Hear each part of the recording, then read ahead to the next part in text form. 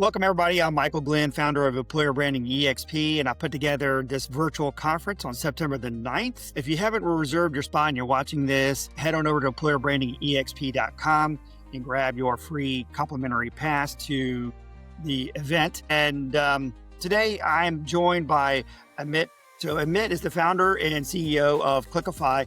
Amit, tell us a little bit about yourself and what you do. Yeah, thank you so much for having me here, Michael. Excited to be here. I'm CEO, co-founder of Clickify. It's an employer brand activation and engagement platform. Launched it about 5 years ago, and just really fortunate to see the world's largest brands and the leading brands leveraging the platform to capture amazing stories from employees as well as corporate stories, and then sharing it out to engage with internal audience as well as external potential candidates. Highly driven by data and assisted by AI as well. So we'll talk a little bit about that today. Awesome. All right. Thank you so much for that.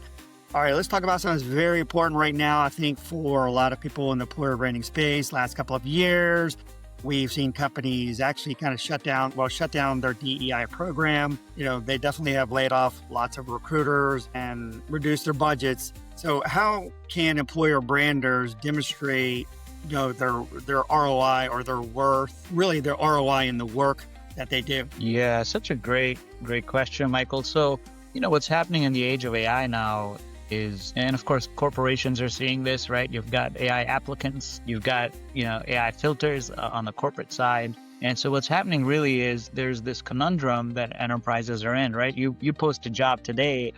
So I do believe, and we're seeing this, is employer branding is going to take more and more of an important role inside the enterprise to engage with internal candidate pools as well as external candidates in a very quality-driven way versus quantity. And to the extent employer branding practitioners can really show how they're driving higher quality of hire, which isn't easy to do, but there are ways to get there. We have a ton of resources on our website to support that as well. And I think the idea of employer branding and storytelling, it is so powerful in, frankly, muting or diluting the effect of AI applicants today and AI filters at the company level. To your question, Michael, about how to prove the ROI, it is all about the numbers, right? Like if you're running a particular campaign, you spend X amount of dollars. Well, how did it actually perform? Not just in a number of applicants, right? Because AI-driven applicants are just crazy out there these days. But really, how are you actually engaging with quality talent? And the way we think about quality from a talent attraction standpoint, Michael, is really looking at it in terms of, the number of applicants that the campaign might have driven, how many of them actually ended up in the interview stage, and how many were accepted by the hiring manager in terms of hiring, right? And so for us, employer branding, the way we think about the ROI of employer branding leaders is really twofold. It's showing data to engage with internal candidates, right? So internal talent pools first and driving internal mobility. And then externally, how are you driving that quality of applicant? Yeah. You touched on a couple of things there. It's important right now, I think, for employer branding, and definitely internal mobility seems to be one of those areas. I think it's going to get a lot of momentum this year just because, it's the best way to really help with, stop attrition, right? People want to do something different or have another opportunity, and that's a good way to kind of keep people, in the organization. Yeah, a lot of good things that you just kind of mentioned there. Areas that one of the things that you just talked about was AI. So let's pivot to that just for a second. This question comes up quite a bit. Where do you see AI playing a role within employer branding just beyond, the content creation, videos and images and things like that? Yeah, absolutely, Michael. And as we know, right, we have very limited budgets. Often I speak to many employer branding and talent attraction leaders out there. And oftentimes they're like an army of one or maybe two at best, right? And so because of that, I think that function is so ripe for AI assistants or AI co-pilots, not just for content creation, which of course, right, we all live and breathe that these days, but really how do you decipher data, right? Big data that your enterprise is churning through from a talent attraction standpoint, and how do you leverage AI to power the intelligence even before the content creation kind of a phase of the work, right? And so we see a huge opportunity with data-powered insights to determine like, okay, what should your content strategy be? How should you position your strategy with internal as well as external candidate pools? And so we're leveraging that, of course, Clio AI, which we just launched about 3 months ago. We have 148 companies who are already using Clio AI in a very effective way to be able to decipher what should they be talking about out there internally as well as externally. Okay, that's good. Yeah.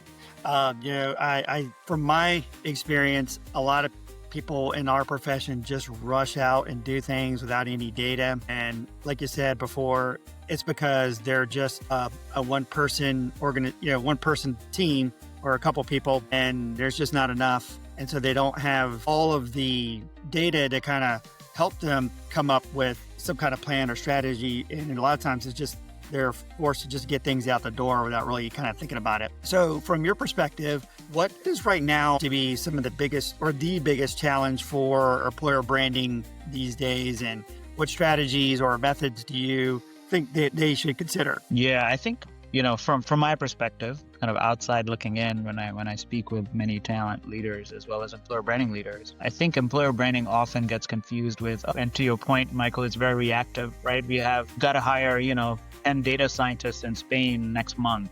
What's that campaign? Now, that's never going to go away, right? I think that's bread and butter of what we do from a talent attraction standpoint. But I do think there is a huge opportunity to educate chief people officers and chief talent officers around the real role of employer branding and what it can do to drive retention, right, of your existing employee base. And of course, the attraction, not only externally, but attraction of internal talent as well. It's related to retention, but really, how do you attract and engage with the internal audience who typically, right? I mean, you've seen the studies, Michael, in any given organization, 20% of your people are like actively engaged with the organization. The other 80% are just getting by. So how do you tap into the 80% who's just getting by and convert those into the 20%, right? And that's a real value of an employer branding function, I believe. Yeah. When I first started in talent acquisition over the years, I've seen a lot of evolution within the profession, in the industry, and employer branding is definitely having a lot of changes, a lot of good things that are happening there. So where do you see employer branding headed in the next few years? Do you think it might evolve into something else like a PR machine, or maybe just they start focusing, we were talking about internal mobility. You think they'll be focused more internally or rather than externally? What are your thoughts on where employer branding is going to be headed over the next few years? Yeah, I think the role of employer branding, frankly, kind of changes based on the market conditions, whether it's a labor-driven market or an employer's market, right, or a candidate's market. So we do see like the leaves turning depending on what's happening with the overarching employment market out there. And I don't see that changing anytime in the near future. What I do see is better integration of the employer branding function with the talent management organization, the workforce planning organization, right? So getting less reactive with campaigns, but really And I see companies do that today. So we're seeing amazing glimpses of what's happening with the employer branding function today. But I do see that as the future. So it's going to be the norm versus an exception, where employer branding is like really brought into the strategic conversations about, hey, here are the talent gaps we have in the organization, skill gaps, right? There's a lot of talk about skill-based hiring right now. And so how do you engage your engagement engine, right, into the conversation? So the way I see the function evolving is frankly becoming more strategic, more data-driven, and frankly having a seat at the table at the onset of your workforce planning initiatives. You touched on a lot of good things there. I know we're going to be talking about that employer branding EXP, and that's, that integration is so critical right now, because you've probably seen it over the years. There's been silos. You have, your sourcing team, your recruiters, and your talent operations. And then, of course, you've got these other outside departments like internal comms and the marketing team.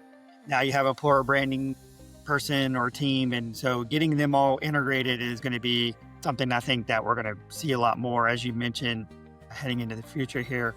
Well, this has been great. Thank you so much for giving these insights and talking with us, and looking forward to seeing you at the conference. How can people get in touch with you? And what's the best way for them to reach out to you? Yeah, I'd love to connect on LinkedIn, of course. You can check us out at clickify.me. So that's CLIQUIFY.me. Or you can get a free report of your brand intelligence at getcleo.ai. So that's GETCLEO.ai.